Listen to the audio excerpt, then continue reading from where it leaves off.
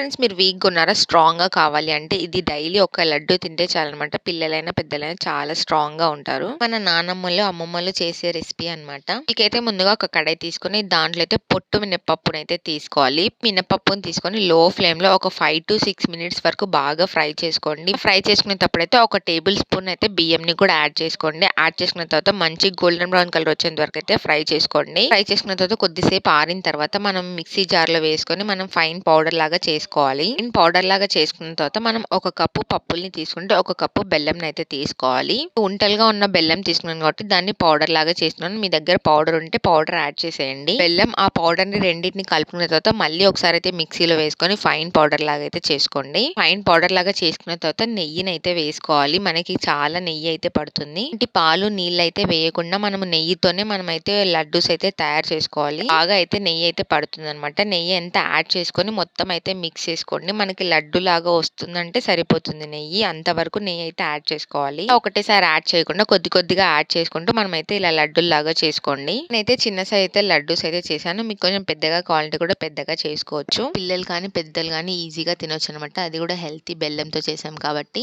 Strong గా కావాలి, weight gain కావాలంటే డైలీ ఒకటి తింటే సరిపోతుంది అనమాట. ఇలాంటి ఇంట్రెస్టింగ్ రెసిపీస్ కావాలంటే ఛానల్ ని ఫాలో అవ్వండి. అలాగే వీడియో నచ్చితే లైక్ చేయండి, షేర్ చేయండి. Don't forget to subscribe to my channel. Thanks for watching.